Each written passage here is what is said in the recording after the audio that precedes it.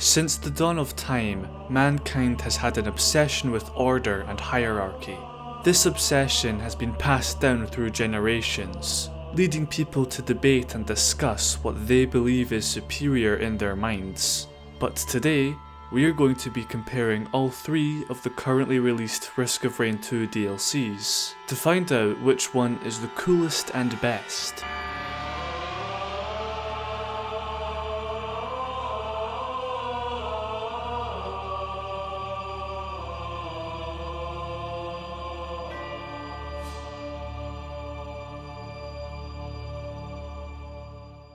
But before we begin, let's set up a couple of ground rules and caveats.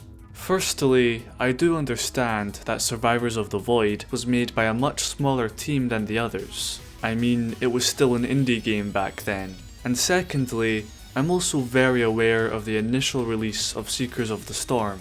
However, I will be critiquing and complimenting the content in each DLC regardless of the context of its development. Now, the way I shall be determining which DLC is the best will be by going through each DLC on various categories, and then ranking them out of 10. And at the end I will add everything up and get all the averages, all that good stuff, to determine which is the best Risk of Rain 2 DLC. Anyway, let's start off with the survivors.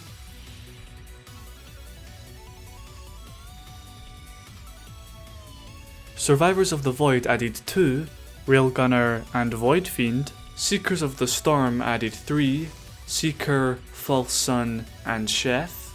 And the most recent DLC, Allied Collective, added 2, the Operator and Drifter.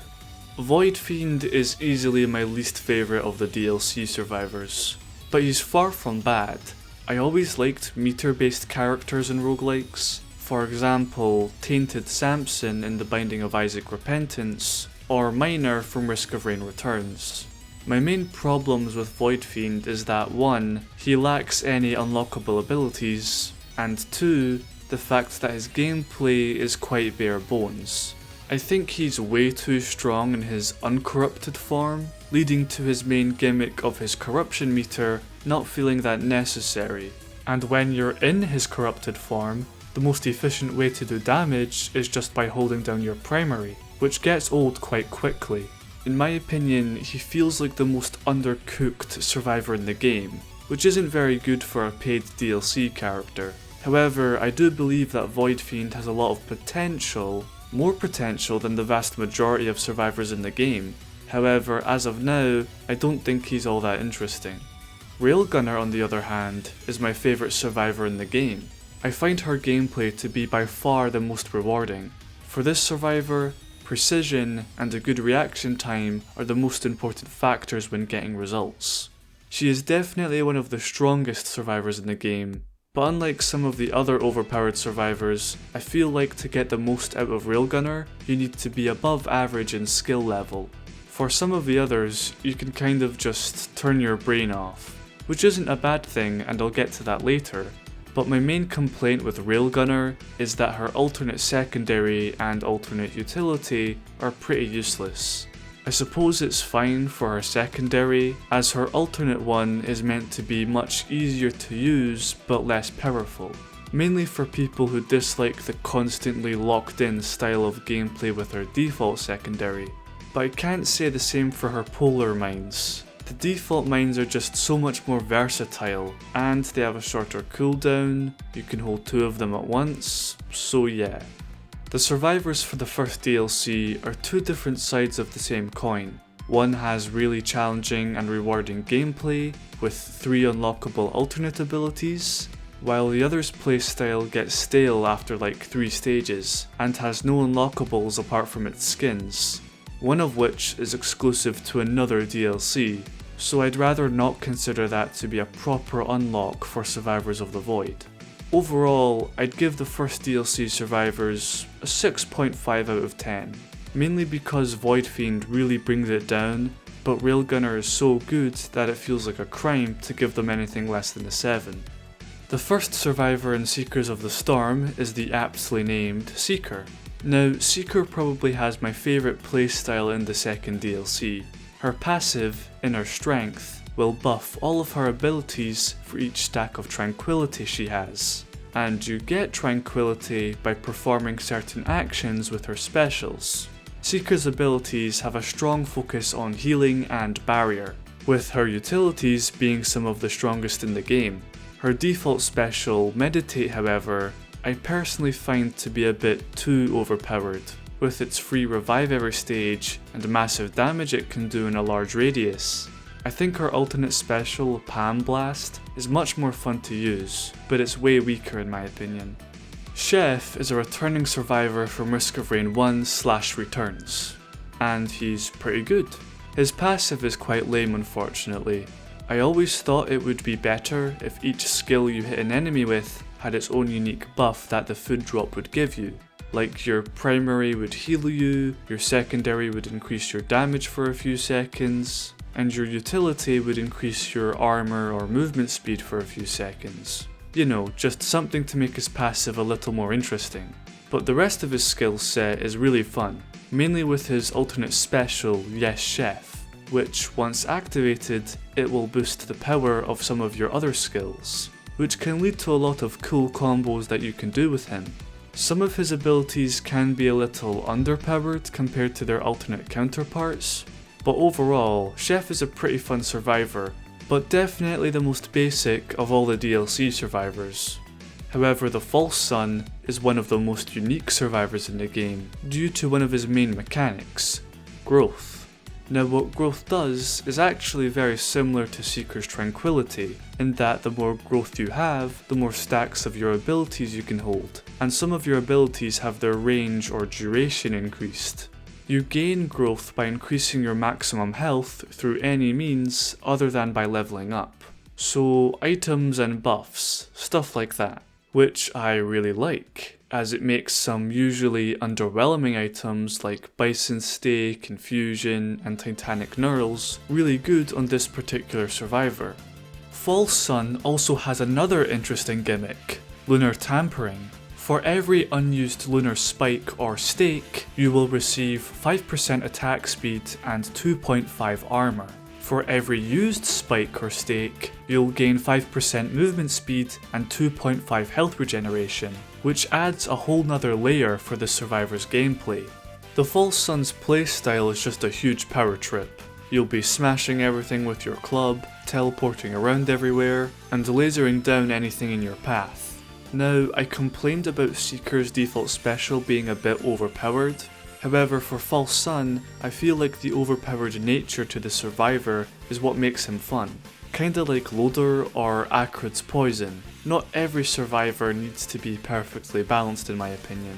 Now, unlike Survivors of the Void, every survivor in this DLC has 3 unlockable alternate abilities, which adds a lot more variety in how you can play with these guys, mainly Seeker and False Sun. I do think that some of Seeker's abilities and Chef's freeze mechanic can make playing with them a bit too easy, but overall I'd give the Seekers of the Storm survivors a 7.5 out of 10. The main reason it's not any higher is mainly because I feel like Chef and False Sun can get old quite quickly, and like I said before, some of the abilities can be a bit too strong, and Chef not being as interesting as I think he could be. Now, Allied Collective survivors are very fun. Firstly, we have the Operator, and his main gimmick is drones. Almost all of his abilities are affected differently by drones. His default secondary, Admin Override, will allow him to command a drone to activate its special ability, and for each drone you have, you gain an extra charge on this skill. This is the main bread and butter for the survivor. You buy drones, use one of your specials, and then destroy everything with your secondary, and then rinse and repeat. Operator even gets to start with 2 free drones. He also has a very fun utility, Ascent Protocol. Once activated, one of your drones will pick you up, launching you in the air and allowing you to cover large distances and traverse some of the more vertical stages more easily. He also has 3 unlockable abilities and 1 unlockable drone. His alternate abilities I'm not the biggest fan of, well, excluding his special, but his alternate secondary and utility feel much less useful and clunkier to use. But I have heard that some people prefer his firewall over Ascent Protocol, so don't just take my word for it. Drifter, however. Now, before she was officially announced, I was hoping that she'd be the second survivor for the Allied Collective, and all I can say is, she doesn't disappoint. Drifter's main gimmick revolves around her junk meter. The meter is filled by, unsurprisingly, picking up junk, which is a resource unique to Drifter. Junk is spawned when hitting enemies with your primary attack or any of your utilities. You can use junk to activate your special abilities, provided that they're off cooldown, and you can also use junk to bypass the cooldown of your secondary skills. Drifter also has one of my favourite passives in the game, as it gives the scrap in your inventory a proper use. Especially yellow scrap if you get a Titanic Knurl or a Genesis loop in the first few stages. But what makes her truly stand out from the crowd is her specials. Her default one, Salvage, allows her to create 4 temporary items, which temporary items aren't the best, but if you're smart you can use them to your advantage. On the other hand, her alternate special, Tinker, is probably my favourite special in the game, as it allows her to reroll items in printers, multi-shops, and even Aurelianite fragments. Not just once, but twice. And it can turn purchased items into a temporary version of itself, along with its corresponding scrap, which means this ability has a great synergy with Drifter's passive. And I haven't even gotten to her utility, Repossess. This ability allows you to just pick up almost anything. Chests, enemies, your own drones, and you can just throw whatever you pick up, with some interactables and enemies applying stats effects to whatever they hit. It's a bit of a shame that her alternate utility, Tornado Slam, isn't nearly as strong or versatile, and it can also feel a bit janky to use sometimes. But it's not that big of a deal for her overall playstyle. Although I'd have to say that the only thing Drifter somewhat struggles with is flying enemies and the final bosses. She does have ranged options, but they're not very reliable, leading to her sometimes getting overwhelmed by wisps and soulless scorchers. But for final bosses, and I'll touch more on this later, but none of them seem to be really designed with melee survivors in mind, so that often results in Drifter not having the best time in the endgame. But overall, both Drifter and Operator have insane replay value. Drifter being able to reroll and create her own items, coupled with the versatility and unique interactions of Repossess, and Operator just having so many options for movement and damage, with all the different drone types you can find throughout your run. My only complaints with these two aren't even that big of a deal, and they'd be pretty easy to fix. So that's why I'm giving the Allied Collective survivors an 8.5 out of 10. Drifter and Operator are easily the best DLC survivors game design wise in my opinion. Although I still do prefer Railgunner's playstyle, I just think these two are slightly better. All in all, the DLC survivors are very good. They all have their unique gimmicks and playstyles that set them apart from the vanilla cast, but also from each other. Even Chef, who I'd say is the most basic of them all, still has his own original flavour with his passive and Yes Chef. And Void Fiend, who I consider to be the worst DLC survivor, has his corruption mechanic, which although not much was done with it, it still makes him stand out among the rest. In my opinion, there are very few base game survivors that can even compare to the quality of the DLC exclusive ones. But anyway, enough about the survivors, and let's move on to the stages.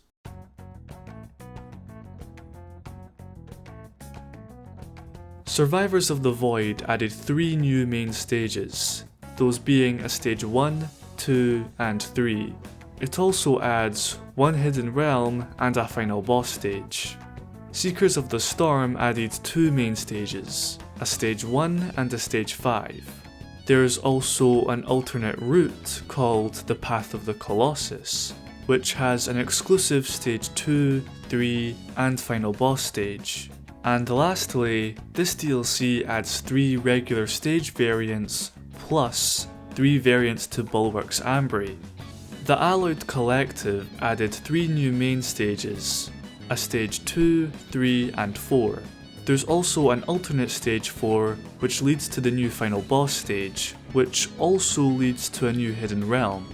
And this DLC added 1 new stage variant. Let's start with the stages for Seekers of the Storm.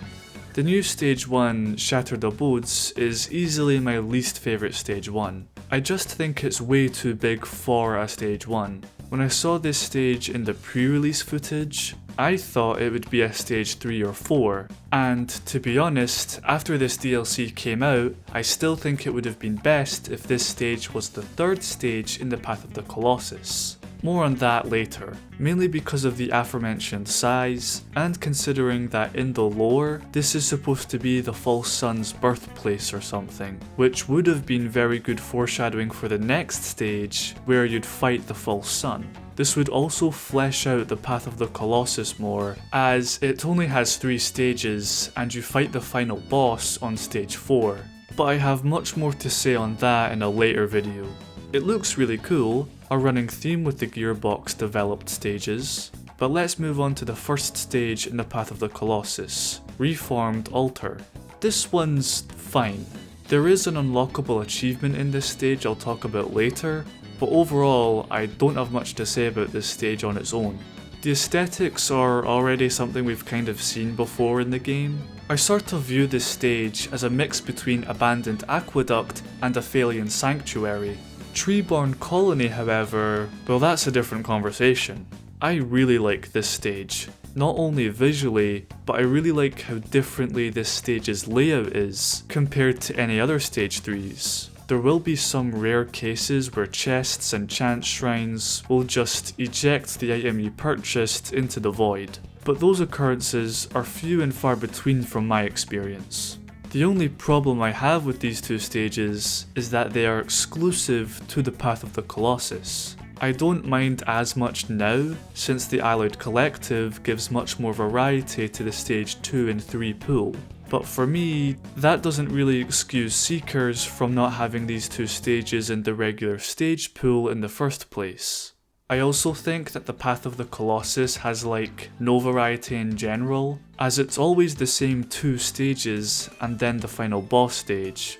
If let's say you defeat the False Sun for the first time, that could maybe allow regular stage 2s and 3s to be part of the Path of the Colossus, and maybe for the Colossus stages to be part of the regular stage pool, just to add more variety. But I don't want these game design complaints to take away from the fact that these are both good stages. Well, one much more than the other.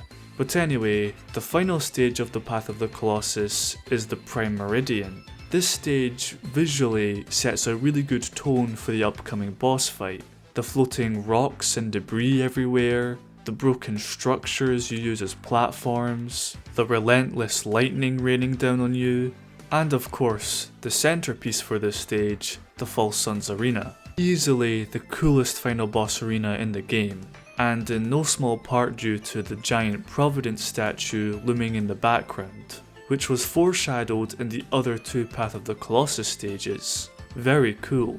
Now this particular DLC is the only one to add a new stage 5, which I think the game desperately needs. Helminth Hatchery is one of, if not the biggest stage in the game. It can also be quite hard to traverse given its more vertical oriented layout, which I think is fine for a stage 5. The only survivors that really struggle with this stage, I'd say, is Engineer and Captain, due to their lack of movement skills. However, visually, this is my favourite stage in the whole game.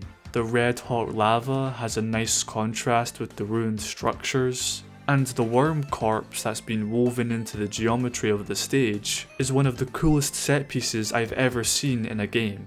Although gameplay wise, I usually prefer to get Sky Meadows as my stage 5. But overall, fantastic stage. This was also the first DLC to introduce stage variants. These stages are only accessible once you loop for the first time in your run, and that's my main problem with the variants. I rarely loop, and even when I do, there's only a chance that I'll see these loop exclusive variants. which sucks because they all look really cool. Apparently this was done to encourage looping, but I'd be surprised if anyone loops more often now just for a chance to get an alternate stage, but that could just be me. However, this DLC also added variants to Bulwark's Ambry, 3 to be precise. These ones are fine. The Scorched Acres variant can be a bit annoying, as artifact keys will often just fall into the abyss. And also, these 3 stages feel completely different design-wise compared to the original Bulwark's Ambry, so it kinda makes the original stick out like a sore thumb. But at the end of the day, these other variants add much more variety to this part of the game. Overall, Seekers of the Storm's stages are very well made from a visual standpoint, but some of the design choices for the stages, mainly Shattered Abodes being a bit too big for stage 1 in my opinion, and the Path of the Colossus stages being gatekept by doing that route, kinda kills it for me. However, the fact that this is the only DLC to add a stage 5, and the Bulwark variants, brings the stages for the second DLC up to a 7 out of 10. The Survivors of the Void stages are much more simple, I promise. The new stage 1, Siphoned Forest, adds a lot of variety to the early game, and I always liked snowy environments in games. Aphelion Sanctuary is a good stage too. It can take a while to traverse as some characters compared to other stage 2s, but all in all, it's not that bad, and it looks cool. Sulphur Pools is one of the more unique stage 3s, as it has its own hazards in the form of these sulphur bubbles that, if destroyed, will inflict anything nearby with poison. It also houses the new teleporter boss added in this DLC, more on that one later. The Hidden Realm in this DLC is essentially the precursor to the final boss. Void Locus is one of the most atmospheric stages in the game. It really gives off this stranded in the dark recesses of space feeling, and the theme to this stage really accentuates that. The only problem with this stage is that the main objective is really boring. What you need to do is charge these void signals by standing in its radius. So basically what you already do in every stage of the game, so that's quite unfortunate. The planetarium is really cool looking, but I'll get more into this stage later. This DLC is also the only one to introduce a non-family environment event, that event being Void Seeds. You can only get Void Seeds from stage 2 onward, and what they will do is create a large area of void fog that houses void interactables and chests. The only way to deactivate the void seed and get the loot inside is by defeating all the void touch deletes in the stage. More on those later. I really like the void seeds, as not only does it shake up the main stages, but it's also a reliable way to get void items. Overall, this DLC adds the least amount of stages by far, but that's fine. I'd say they're all better than the vanilla stages, both in terms of visuals and design. The only thing that brings it down is Void Locus having a really lame objective, and because of that, I give the stages for Survivors of the Void an 8 out of 10. I know that seems quite high, but since this is the only DLC to add an environment event, I decided to give it a little more than I would have otherwise. Much like for the Survivors, I also think that Allied Collective has the best set of stages. Pretender's Precipice is this DLC stage 2, and it's one of my favourites. The mixture of a snowy mountain region and the hollowed out soulless machinery is easily the best stage 2 aesthetic.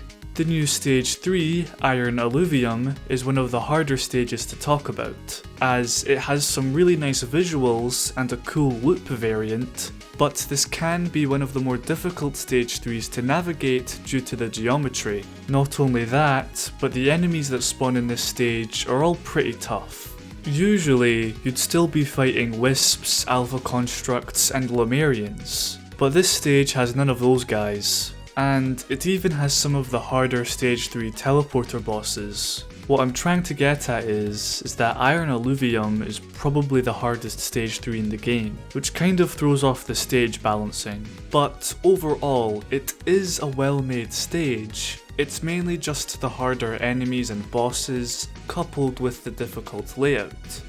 Repurposed Crater is the new stage 4, and much like Pretender's Precipice, this one's my new favourite. It's a very vertical stage, however.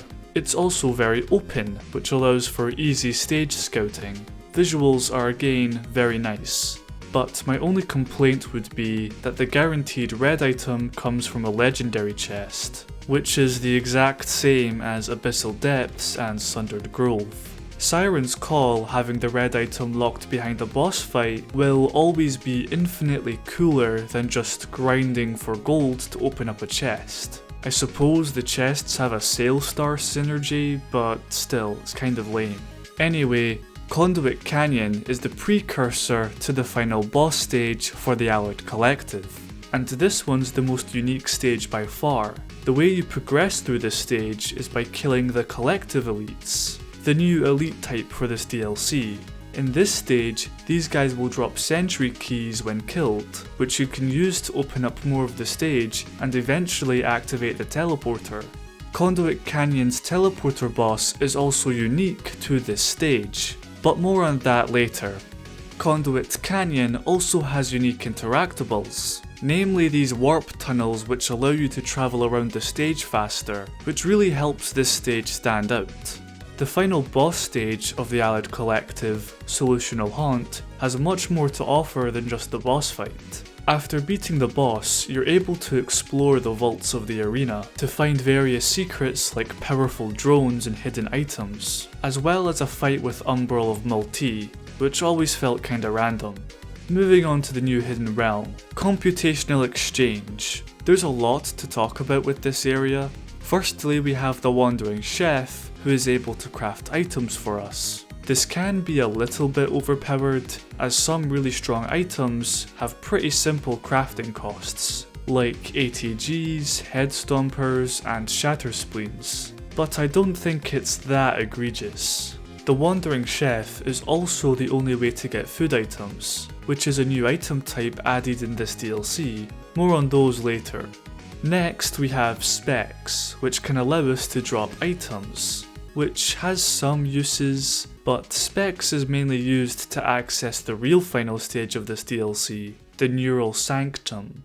This one's the same as the Planetarium in the sense that it's just a final boss arena, so I don't have much to say on this one for the time being. But overall, Allied Collective easily has the best stage selection. The only thing any of the other DLCs has over this one in terms of stages is that Seekers of the Storm added a new stage 5, and Survivors of the Void added a new environment event, but those don't take that much away from this DLC's 8.5 out of 10 for stages. So, at least for me, the DLC stages are much more divisive than the Survivors. What I usually look for in a DLC stages is if they give my runs more variety and balances out the stage pool. Here's a map of the game's main stages with all of its DLC, and as you can see, Seekers of the Storm is the only one to add a stage 5, with 2 of the other Seekers stages being locked behind the Path of the Colossus. Now, obviously there should be more stage variety in the early game, as every run will begin on stage 1, and not every run will reach stage 5. However, even with Helminth Hatchery, I still think there's a distinct lack of stage 5 variety. Allied Collective helped out a lot with it adding a new stage 4 and also balancing out the stage 2 and 3 pool, and of course Survivors of the Void was the first, and gave much more variety in the early game with its main stages. The hidden realms are mostly fine. The one with the biggest impact is definitely Computational Exchange, as it's the home of the Wandering Chef. Visually, I think that all the DLC stages far exceed anything from the base game. Well, maybe except for Commencement and Sky Meadows. But anyway, let's move on to what a lot of people would consider to be the most impactful thing in a DLC, the items.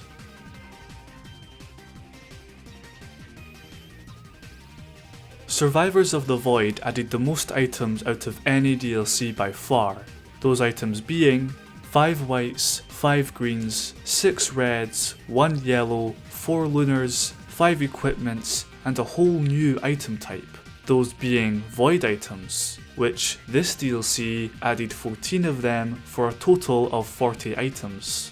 Seekers of the Storm added 4 white items, 7 greens, 5 reds, 1 lunar and 1 equipment, for a total of 18 items.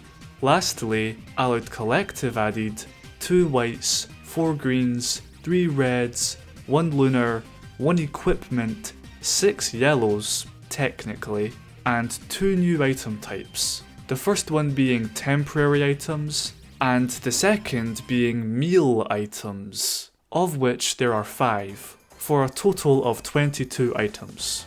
Let's start with Alloyed Collective this time.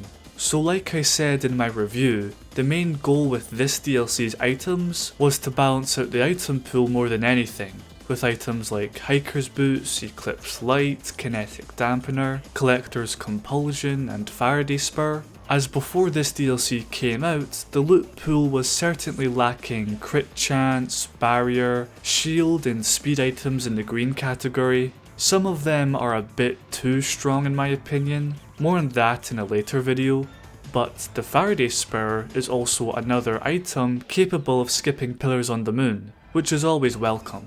There's also a new green item which synergizes very well with drones, which is very good on Operator, but also with the 7 new drone types added in this DLC.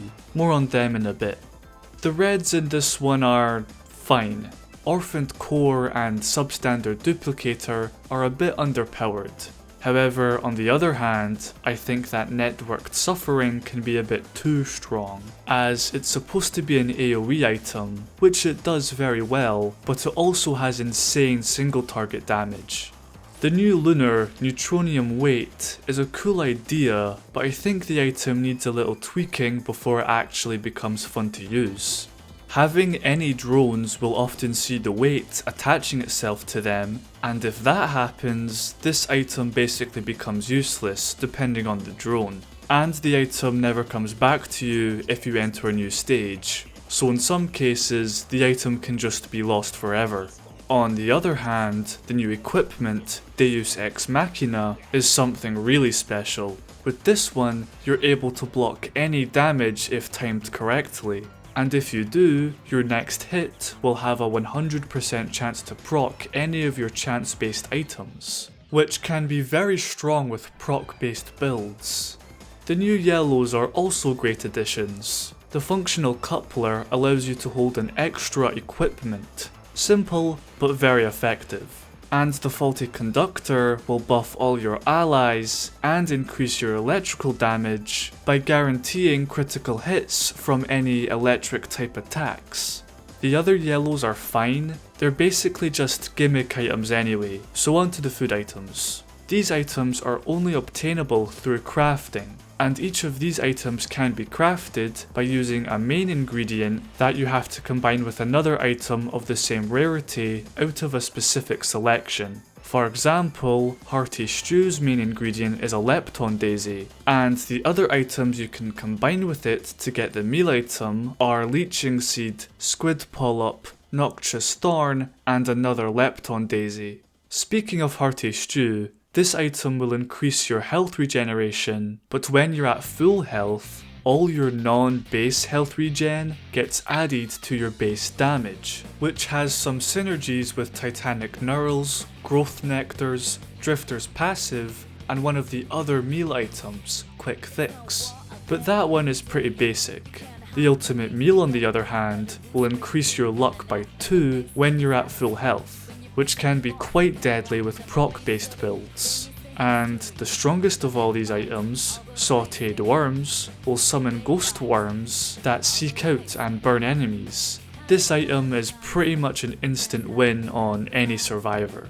And lastly, the other item type added in the Alloyed Collective are the temporary items. These items act exactly the same as their non-temporary counterparts, however they will only last for 80 seconds before they disappear, unless you have a substandard duplicator. But 80 seconds isn't that long to get real use out of most of these items. Apart from the ones that can grant you permanent items or resources like Gore's Tome or Rusted Key, as although these items are temporary, the gold and other items that you get are not. My main complaint with temporary items is that there aren't enough of them that grant you worthwhile effects throughout your run. The only ones that I'd say do are economy items, items that allow you to get other items, or speed items that you can get from a distributor. I do wish that some of the stat increasing items gave you permanent effects, like if the health gained by temporary infusion became permanent, because otherwise, what's the point in an item that gets stronger over time if you're only allowed to have it for 80 seconds? And also, some green items have been blacklisted from the temporary item pool, namely Sail Star and Prayer Beads. Now I do understand that if they weren't blacklisted, these items could easily get out of hand, but they could have done a thing where you can only get one temporary Sail Star per stage from things like Junk Drones and Drifter Salvage. And they could also do a similar thing with Prayer Beads, as that would actually be really cool because Prayer Beads only takes effect once it leaves your inventory, which temporary items will inevitably do. Overall, Allied Collective's items are mostly well integrated to the game's pre-existing loot pool. I do think that some of them can be a bit too strong in some areas, some can be too weak, and I think that some others lack a general focus. Because of this, I'd give the items for Allied Collective a 6 out of 10. Mainly because, like I said before, I do have some criticisms of the temporary items. They're good when playing as Drifter or if you have a junk drone, but most of the time I am not excited to see them. I'm also not the biggest fan of the meal items, as you don't often see them in your runs, as 1, you have to be doing a particular route, and 2, you'll need to have specific items in order to craft them. Although, one thing I will say is that some of the crafting requirements for the meal items do inadvertently buff some of the more scrappable items, which is always nice to see. The meal items are well designed, but I think the game would have been better off if some more void items were added instead of a whole new rarity, but that's probably just my void item bias showing. Speaking of which, Survivors of the Void introduced the most items in a DLC by far, as it has more than double the amount of items in Seekers and almost double the amount of Allied Collectives. However, quantity does not always indicate quality, so let's start off with the whites. Mocha was a pretty good addition as it helped give the white item pool more speed items, and Roll of Pennies is the only white item that can give extra gold, which can be really useful to get your run going. However, the most impactful white items in this DLC are definitely Power Elixir and Delicate Watch. The Delicate Watch gives you a flat 20% damage bonus, but if you fall below 25% of your maximum health, the item will break. And that's where the Power Elixir comes in, as this item only activates once your health falls below 25%, in which it will heal you for 75% of your maximum health, protecting the watch. Although once this happens, the item will become consumed. Delicate Watch adds another huge risk-reward mechanic to the game. This item's effect is really good, however it can break if you play badly, which I think is very well balanced. And Power Elixir isn't the best, unless you're using it to protect your watches, but even if you're not doing that, it still kind of acts like a mini Dio's best friend. But anyway, the green items aren't as good in my opinion, as some of them in my opinion are a little too underpowered. I understand that when adding new items, some of them have to be good, while others not so much. Unless it's Seekers of the Storms items, in which case, let's just make everything S tier. But there is one green item in this DLC I think is essentially just green scrap waiting to happen. And no, I'm not talking about regenerating scrap. I'm referring to the Hunter's Harpoon. This item will increase your movement speed by 125% whenever you kill an enemy, for 1 second, plus 0.5 seconds per stack. So yeah, not very reliable. but the others are pretty good.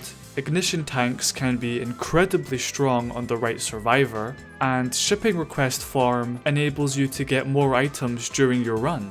The reds in this one I have little complaints about. Pocket ICBM, Symbiotic Scorpion, and spare drone parts are all very solid damage options. Although I do think that Ben's raincoat could have been a bit better, as the red item pool doesn't really have that many good defensive items, apart from the item that literally revives you if you die. The yellow item in this DLC sucks. It just sucks. The equipments, however, are easily the best of any DLC. Trophy Hunter's Tricorn can get you a guaranteed boss item. Remote Caffeinator can have some fun builds, with items like Squid Polyp and Bundle of Fireworks. And with Executive Card, you can purchase all the items in multi-shops. The lunars from this one I don't find myself using very often. Egocentrism and Eulogy Zero are pretty cool though. Now, the void items. This item type is probably my favourite outside of the basic three, whites, greens and reds. And the reason for that is because of how void items interact with the other three, and four I suppose. Void items will corrupt all of their corresponding non-void counterparts that are in your inventory, and will usually have pretty similar effects, but their activation method will be slightly different. For example, Void Scent Flame or Weeping Fungus. But some of the other void items will have the same activation method, but slightly different effects. They're also pretty good at inadvertently buffing some of the more underpowered items, like Bustling Fungus, Chronobauble, Tri-Tip Daggers, and Fuel Cells, as those are able to be converted into more powerful void variants. Void items are like a roguelike game designer's dream, as these items allow the developers to essentially remix pre-existing item ideas into void variants, which would 1. Add new item content without bloating the base loot pool, and 2. Can often balance out the overall loot selection by adding void variants of speed, economy, shield, barrier, and attack speed items, if the game is lacking in those, which at the time is what Survivors of the Void accomplished in my opinion. My only complaint is that the Singularity band is far too weak in my opinion, and that there's only 2 legendary void items, which kind of kills the variety. The first DLC in my mind certainly made a great impression when it came to its items. Most of my complaints just come down to slight nitpicks, so I'll give this DLC's items an 8.5 out of 10. What I was mainly trying to get at is that adding new void items to the game is such a no-brainer. So, of course, none have been added since the initial release of Survivors of the Void, which was almost 4 years ago. But moving on to the Seekers items. The main theme for these ones is that almost all of them are a bit overtuned. It's mainly just a numbers thing. The actual item concepts are really cool, like with Chance Doll, Sail Star, Prayer Beads, Runic Lens, and all of the white items. I really like the idea of items that affect, or are affected by, shrines, chests, or leveling up. Although I do think that the equipment in this DLC, the Seed of Life, is kind of lazy, as it's just a deal's best friend that stays in your equipment slot. The lunar item, Long-Standing Solitude, I'm actually pretty fond of. I always wished that there were more items that affected your level or experience gain.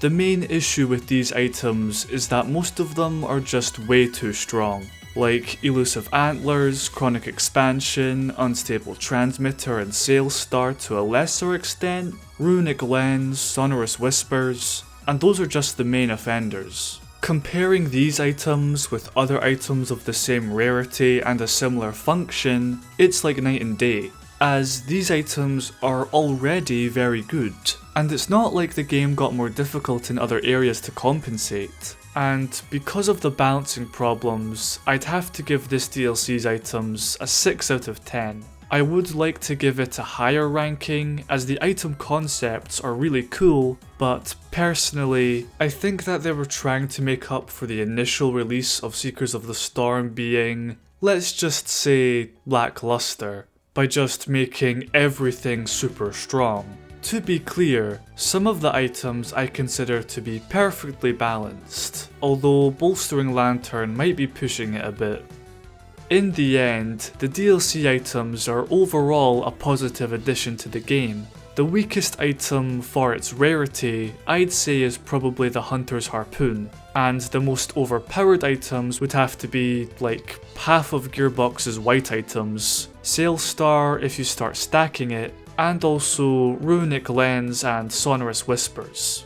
I think the DLC item concepts are much better and more interesting than the base games, which is to be expected. I just think that for the Gearbox DLCs, their main issue is item balancing. Their ideas are fantastic, it's just they seem to have a tendency to make new items a bit too strong, which often ruins the game balance. Some of the base game's items suffer from horrible balancing as well, but some of those items were made before the game was even finished, not as paid DLC. I do really like the DLC items, it's just I can be a bit too nitpicky when it comes to balancing sometimes. And I really like void items, so yeah. Now, having fun and interesting items is all good, but how do these DLCs stack up against each other when comparing the enemies and bosses?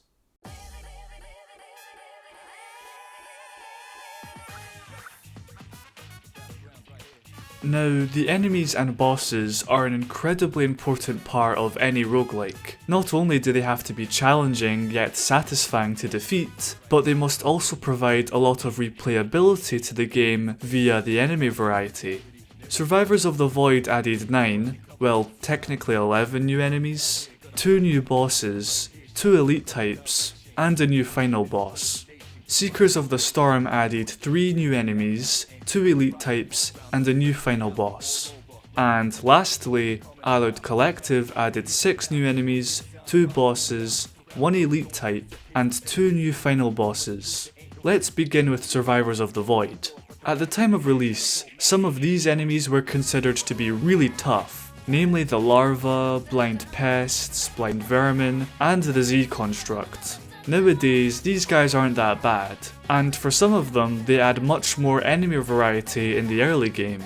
The Z-construct, however, is the only DLC boss that acts as a regular teleporter boss, and can appear in stages 3 and 5, which, to be honest, these are probably the stages that need new bosses the least. I mean, some stage 4s can have stage 1 and 2 bosses as the teleporter boss, but anyway, the Z-construct can be quite tough as certain survivors, as it flies around all over the place, has an almost impenetrable shield, and of course, a giant laser that explodes when it's done firing. So a pretty tough boss.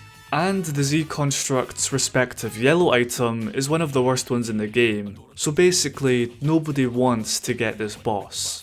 My favourite non-void enemy in this DLC would have to be the Gups. They're not that difficult to defeat, and they give so much gold once you've killed the Geeps and Gips that the Gups create, and I like the look of them.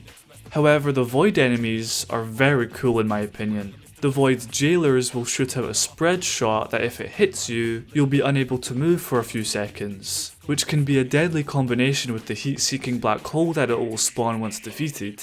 There is also a new Void boss, the Void Devastator. These guys aren't very difficult to deal with at the point in your run where you would usually encounter them, which is quite disappointing as they have a really threatening appearance. Their attacks look cool though. 2 new elite types were added in Survivors of the Void, the first being the tier 1 Mending Elites. The Mending Elites will tether themselves to other enemies and heal them. Once a Mending Elite has been destroyed, it will create a healing core that will charge up and then heal everything in its range, including the player and their allies. They're pretty good for spicing up the early game. The Void touched elites, however, will only spawn in Void seeds, and will have the item effects of safer spaces and needle ticks. Once defeated, a Void Infestor will be ejected out of the elite, and will then try to infect other monsters, making it a Void touched elite. The only way to stop this is by killing the Void Infestor, which for an elite monster I find to be very creative. Now, the Voidling is probably the worst final boss in the whole game. Although I don't dislike this boss as much as other people seem to, my main gripes with this guy is that all three of his phases are practically the same, with only a few minor differences, and each phase has far more health than it needs. The Voidling also lacks any kind of movement skill, and its more common attacks are mostly long-range lasers and projectiles. So once you get close, it doesn't really have any way to deal with you, making the fight seem unfinished gameplay design wise. For survivors of the Void, the enemies and elites are a welcome addition to the game. My only real criticism would be that the bosses aren't as impactful as I think they could have been, and that's why I'm giving this DLC a 7 out of 10 for its enemies. Seekers of the Storm, on the other hand, not so much. The 3 enemies added in this one are fine. The Scorch Worms are probably my least favourite, as they seem to only exist just to say this DLC has 3 enemies. Nothing about them is really that interesting. The idea of them burrowing underground has potential, but nothing was really done with it, and these guys get stun locked really easily. The children, however, I actually quite like. They are returning enemies from the first game, and I think they fit very well into this one.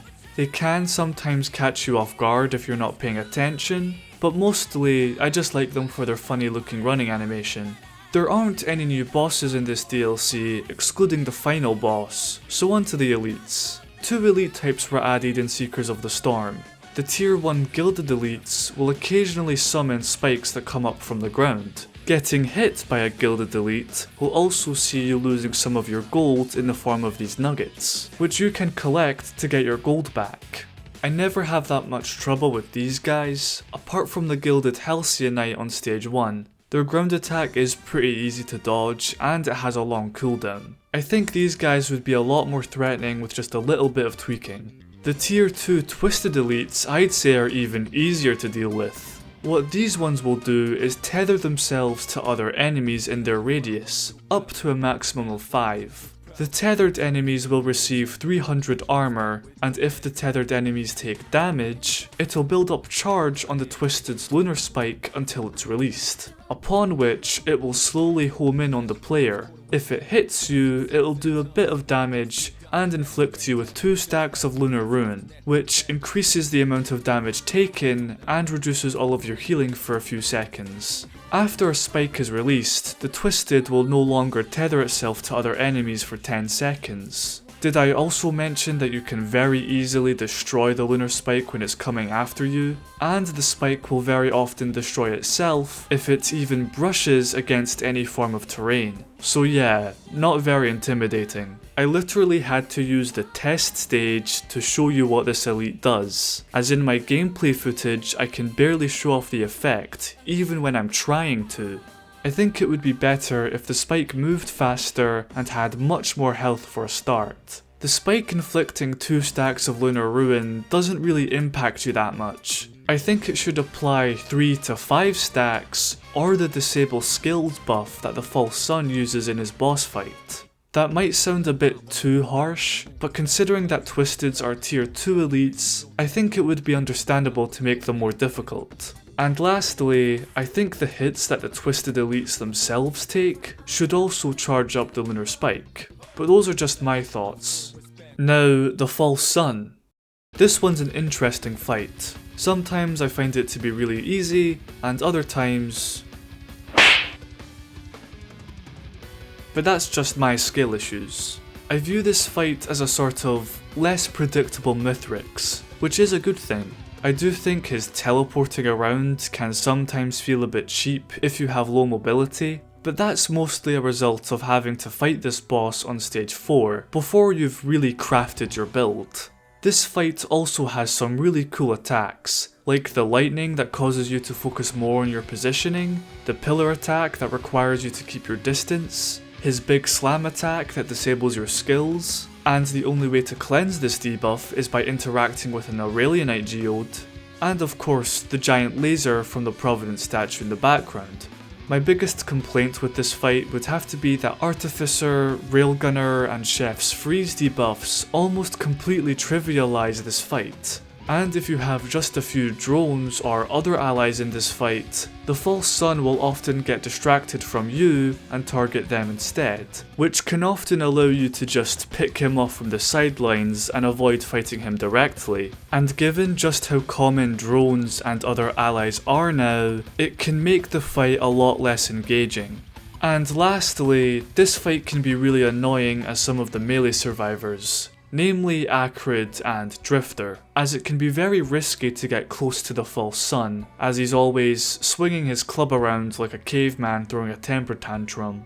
Overall, Seekers makes very little impact in the way of enemies and bosses. For one, there are no new teleporter bosses, which the game definitely needed, and in my opinion still does by the way, mainly because of the stage 3 and 4 boss pools. And the other enemies and elites don't really add that much, apart from the gilded Halcyonite on stage 1 I suppose. The false sun fight is a fun final boss in my opinion, much better than Voidling, and because of that I'd give Seekers of the Storm a 5 out of 10 for its enemies. So Gearbox clearly had a lot to make up for in terms of enemies, not just in terms of quantity but also in terms of quality. So I am pleased to say that Alloyed Collective's enemy selection is almost perfect. The soulless extractors are a very cool concept. These guys will walk around and occasionally charge at you. If they make contact, they'll steal one of your items and try to run away. Unfortunately, these guys are really easy to avoid, so you never really see their cool gimmick. The Invalidators on the other hand can actually be quite troublesome, as their attacks do splash damage in a large radius, and when these guys hit you, all your items will be nullified for a few seconds, requiring you to pay more attention to your surroundings. The other enemies are fine. The Soulless Distributors are very different to the other enemies in the game, as their main gimmick is spawning mines that roll after you and occasionally teleporting. The new bosses are easily the coolest bosses in the game. The Soulless Amalgamator is like a combination of all the other soulless enemies. It shoots out the purple nullifier attack, it'll use the big AoE transporter attack, and it has the Scorcher's flamethrower. But the best part is how when you do damage to the Amalgamator, parts of it will fall off and gain a mind of their own, which makes this a very unique and memorable encounter. However, the Amalgamator has very low health. Well, technically it doesn't. It actually has more health than any stage 3 or 4 boss, but for some reason, I feel like these guys go down super easily, which is quite disappointing. In this example, my main damage is 5 Hiker's Boots, the armor piercing rounds, and my Somarang, which shouldn't be that much for stage 4, and there's 2 of them. But anyway, on to the Alloy Hunter. Now this is a boss fight. You've got airstrikes coming at you, a multi-laser barrage, all the while other Alloyed Collective enemies surround the arena. It's just a really high energy and fun encounter. Not much to say other than that. The tier 2 collective elites are fine. These guys have an almost impenetrable shield. All enemies inside have shorter skill cooldowns. And once the elite is defeated, it will leave behind a very easy to avoid explosion that disables all your items for a few seconds. I think these ones would have been better if maybe their attacks also disabled your items, or if they had another ability that could steal and use your items. Kinda like a mix between the Soulless Extractors and the Artifact of Evolution. But as the collective elites are in the game now, they're not the most interesting in my opinion. The Soulless Wing, however, should be, if not one of, the best final bosses in the game, for me at least. The way this fight works is that unlike other final bosses, the Soulless Wing has 1 health bar, but the boss will gain you attacks as you progress through the fight. The Soulless Wing has 4 weak points attached to it. Destroying them will deal huge damage to the boss and stunning it for a few seconds. Once you get about more than halfway through the fight, the arena will start to overheat, which will quickly start to burn you and the boss. The only safe zones are these cooling pillars that also prevent the Soulless Wing itself from burning. The only way to stop this is to destroy the heaters and then the coolers to continue the fight. Or if you're feeling a bit risky, you can just destroy the coolers and stay in their radius to be protected, and let the heater finish off the boss on its own. The Soulless Wing itself has some really cool attacks, like this giant laser wall one, which you always have to be prepared for, especially in later phases. Or the laser grid that rises from the ground or lowers from the ceiling that requires the right positioning to avoid. And of course, there's a giant laser. My main complaint with this fight is that you can kind of skip the other phases by not killing the weak points one by one, and instead by getting them all to really low health and then finishing them all off at once. I think it would be better if you could only damage 2 of the weak points at a time, as to not make the fight too easy and allow the player to experience the full extent of the fight. Overall, really good spectacle, but not as much substance as it could have. The Soulless Heart I've developed a much more solid opinion on than I had in my initial review, and that is, it's very good. But similarly with the Soulless Wing, it can be a little bit disappointing in some areas. Mainly that the fight is very short, which is a pretty good sign if that's my main issue. The fight is only one phase that's split up into segments. After the heart has lost 1/3 of its total health, they'll become big and try to smash you while shooting out homing missiles and summoning giant laser pillars. In this state they have much more armor, so doing any real damage is out of the question. The main fight itself is fun. I like how you need much more spatial awareness for this one because of the laser pillars that destroy the floor and the homing attacks. One thing I really don't like is how all of the Soulless Heart's projectiles can be destroyed. This results in the main part of the fight feeling a bit too easy, as they just float around while shooting out projectiles that get destroyed the moment they spawn. Alloyed Collective's enemies are a massive improvement over Seekers, not only in sheer variety, but also how much impact they have on the gameplay. My only main complaints is how there are no new real teleporter bosses. The Alloy Hunter only appears in Conduit Canyon, and the Soulless Amalgamator can only spawn after stage 6, or if you activate the access node on stage 3. And like I've said before, if any new bosses get added, stage 4s are the ones that would need them the most. And lastly, the final bosses aren't as good as they could have been, although both of these guys just on their own are much better than Voidling. And that's why I'm giving the enemies for Alloyed Collective a 7 out of 10. Overall, the DLC enemies are a mostly good addition to the game. Most of my complaints with the enemies usually come down to a lack of refinement, like the Gearbox Elites and Voidling, or the DLCs not attempting to balance out the monster pool. There's the stage 4 stuff I already mentioned, but also the fact that very few late game enemies get added. Most of them are early to mid game style foes, and the ones that got added don't appear that often, and as a result leave little impact apart from a few exceptions. As of Alloyed Collective, there is yet to be a final boss that rivals Mithrix in terms of game design. Mithrix isn't perfect either, mind you, but the Gearbox final bosses are just so close to that level that it can be quite disappointing. Anyway, the final big topic I'd like to discuss is the interactables.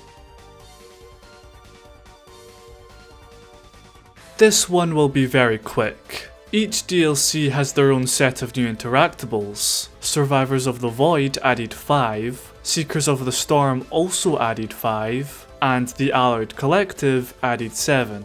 Let's begin with Seekers. The main one in this DLC is the Halcyon Shrine. This shrine needs to be charged up with gold to get its main effect. However, it'll summon stone golems to aid in gold gathering. Once the shrine is fully charged, or you interact with the shrine again at certain gold thresholds, a gilded halcyonite will spawn. Defeating the elite will summon a gold portal and one of this DLC's other interactables, an Aurelionite fragment. The green portal will start you on the path of the Colossus, but the fragment, however, will give you a selection of free items to choose from. The amount of options and the amount you can take is dictated by how much you charged the shrine before summoning the gilded halcyonite. 25% charged will give you 3 options of 1 item, 50% is 4 options of 2, and 100% is 5 options of 3. The fragment from the Halcyon Shrine is also guaranteed to have at least 1 Seekers of the Storm item in them, 2 if you charge the shrine to 100%. And you all know how strong those items are. Not only that, but there's also a pretty high chance of one of the items being a red item. This wouldn't be that much of an issue if the shrine didn't have a very high chance of spawning on stage 1. I've had a lot of runs where I get red items before stage 2, which is basically a free win most of the time. And it's not like you have to overcome a super hard challenge to get these items anyway. It's just grind gold on stage 1, kill the halcyonite, which isn't that hard most of the time, and then boom, Tesla coil, Sail Star, electric boomerang, war bonds. And these are just the times I was recording. The most simple fix I have for this would be to lower the item chances to 79% white, 20% green, and 1% red. I'd also change how some of the fragment's items are guaranteed to be Seekers of the Storm items, and instead just make all the items random. The Shrine of Shaping. Now this one's strange. Interacting with this shrine will give you 1 extra life in a similar manner to Dio's best friend, but you will lose 30% of your maximum health for the rest of the stage, or once you lose the extra life and get revived. So basically, if the Seed of Life was a Dio's best friend that just sat in your equipment slot, then the Shrine of Shaping is a Dio's best friend for 1 stage that you can get by just interacting with the shrine. The 30% health loss isn't even much of a punishment. There's no risk reward with this shrine like there is with the others. Adding new shrines is a very cool idea, but this one, much like some of the enemies in this DLC, seem to only exist just to say this DLC has a new shrine. I like the idea of temporarily sacrificing your maximum health for a reward. What if this shrine was like a mix between a blood shrine and a chant shrine, as in interacting with it once will take 30% of your max health, and in exchange it would give you a free white item. A second time could take 25% of your original max health, and have a 30-70 chance of giving you a white item or a green item, and the third time could take 20% for a total of 75% of your maximum health, and in exchange have an 85-15 chance for a green item or a red item. And to clarify, you can only interact with this shrine before you activate the teleporter, and the max health that you lost would only be for the stage. Not only would this version of the shrine have a much more interesting risk-reward mechanic that the player would need to actively consider before making a choice, but I also think that this would be the best risk-reward mechanic out of all of the shrines. Well, at least tied with the Shrine of the Mountain. Overall, the Seekers of the Storm interactables aren't very well integrated into the pre-existing game design. They both have a lot of potential, but unfortunately, this is what we currently have. And that's why I'm giving this DLC's interactables a 4.5 out of 10. Cool ideas, just not very well balanced. Alloyed Collective, on the other hand, has some very good interactables. First we have the Item Distributor. This will have the same cost as a small chest, and once purchased, it'll give you 5 copies of the same temporary item. This one's probably the weakest in this DLC. It's not bad per se, I just very rarely get good use out of this one. I can see a world where the distributors are a little more useful, like if you had a choice of the item you wanted temporary copies of between 3 items of the same rarity, or if you could choose one of your currently held items to be copied by the distributor, for a higher price of course. The access node is a very special interactable in that it will always spawn on stage 3. Activating the node will cause a soulless amalgamator to spawn alongside the stage 3 teleporter boss, effectively making the boss fight harder, or at least it's meant to. Fully charging the teleporter while under this effect will give you an extra teleporter item and summon an encrypted portal, which leads to Conduit Canyon. This one's pretty good. My only complaint is that the amalgamator goes down way too quickly, but that's more of an enemy thing. Now, I was debating if I should mention the new drones in this segment, but I think I'll save that for later. But for now, let's talk about the drone interactables. Firstly, we have the drone scrapper. This allows you to scrap your drones and turrets, which adds some more decision making in the drone aspect of the game, as each drone has their own rarity, which will correspond to the scrap that it'll give you. That one's pretty basic, but the drone combiner has a lot of potential. Having 2 drones of the same type and tier will allow you to combine them. This interactable further fleshes out the drone aspect of the game. I really like this one, and I wish they would have taken it even further. Imagine if you could combine different drones with each other. Like, if you combined a junk drone with a gunner drone, it would create a junk drone that only spawned temporary damage items. You could do the same thing with a healing drone that only gave you healing items, or a transport drone that only gave you speed items. Or a drone that sucks in enemies and gives you pickups like the cleanup drone, but it also has the flamethrower from the incinerator drone. Now, obviously that would have been a lot of stuff and variables to program. This is just purely hypothetical and not a point against this DLC. I just thought it was a neat idea. Lastly, there's the Wandering Chef. Now, I've already talked about him in this video, so just for a refresher, really cool idea, but I don't think it's balanced very well. If some of the items required more ingredients or some scrap to craft, I think it would be a lot better. For example, if ATGs needed 2 sticky bombs and 1 bundle of fireworks, or 2 fireworks and 1 sticky bomb, or 1 of each plus some spare white scrap.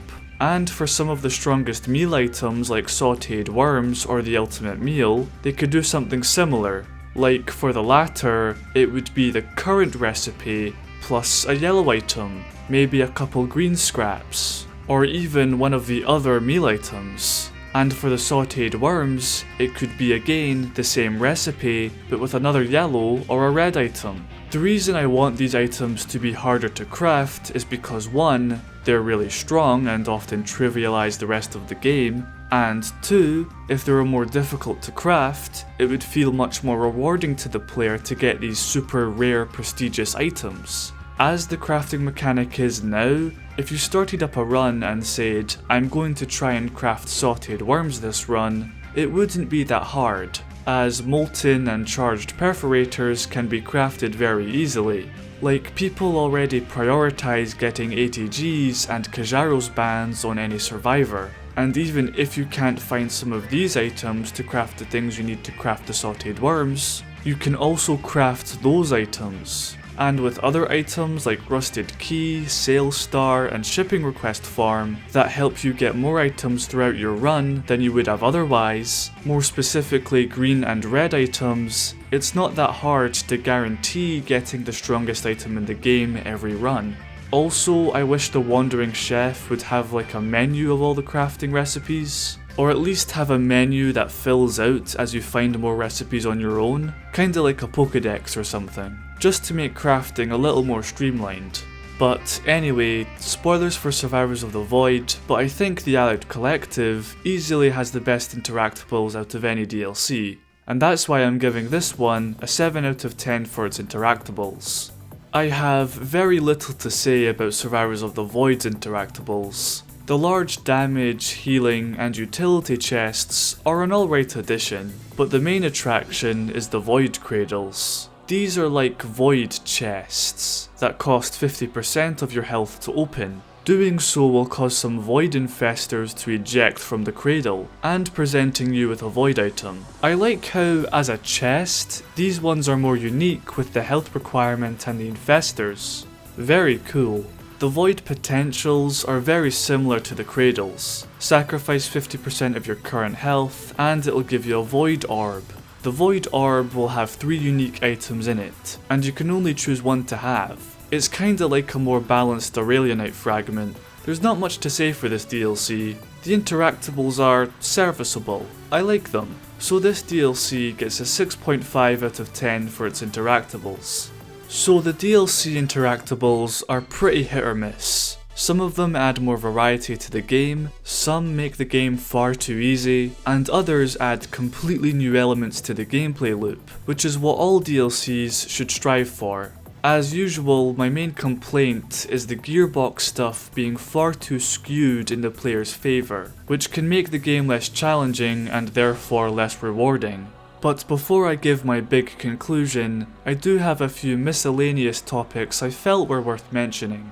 Survivors of the Void added a new game mode, a wave-based survival mode called Simulacrum, and it's not that fun to be honest. I don't really like these kinds of game modes anyway, they're just not for me. Now, if it was a boss rush style arena mode, that's more my thing. But anyway, 2.5 out of 10 for extra content. Seekers of the Storm added 13 new skins of the at the time pre-existing survivors, and most of them are really cool. The standouts for me being Loader, Rex, Acrid, Artificer, Mercenary, Bandit, and especially Huntress. Although Captain, Railgunner, and Void Fiend got some pretty bad ones in my opinion. This DLC also added a new artifact, the Artifact of Rebirth. After the False Sun fight, you can place an item in the Shrine of Rebirth, which will end your run. However, if you start a new run with the Artifact of Rebirth, you can start with the item you selected at the shrine. This one's a cool concept, but it's not that fun, mainly because if you end a run with the artifact enabled, the artifact will lose the item you gave it, and you'll have to go to the Shrine of Rebirth again, which is really obtuse for what's supposed to be a small, fun, extra modifier to your runs. I think it would be better if 1. Any item you place in the Shrine of Rebirth becomes permanent in the artifact, and 2. Allow for multiple items to be placed in the artifact at once. I just think that would make it more fun and interesting. This DLC also gets points for all the extra challenges it added, mainly the ones for the non-Seeker survivors having to beat the False Sun to get their new skins, as it actually gives a reason to fight this boss multiple times but with different survivors, which the previous DLC didn't do for Voidling, but overall 6 out of 10 for the extra stuff. Now Alloyed Collective added the most impactful extra content. Firstly, we have new skins for all the base game survivors. I'm not the biggest fan of most of these. The ones I think are the best are Engineers and Huntresses, although the wireframe skins I also found to be quite creative. And much like for Seekers, the way you get these skins is by defeating the Soulless Heart as every base game survivor, which adds more replayability. There's also a new artifact, the Artifact of Prestige. This one will cause at least one mountain shrine to spawn on every stage, and every mountain shrine's effects are permanent for the rest of the run. This one's really fun. I like how quickly the teleporter bosses just evolve into chaos. But the main addition from this DLC I'd like to talk about is the new drones. 7 new drone types have been added. They aren't as impactful as I thought they would have been, as drones are still relatively rare, but let's go over some of my favourites. The Junk drone will occasionally spawn temporary items. The longer your run has gone on for, the more items it'll create. This one's not very good early game, but once you get to stage 5 or the final bosses, this guy can give you some pretty good stuff.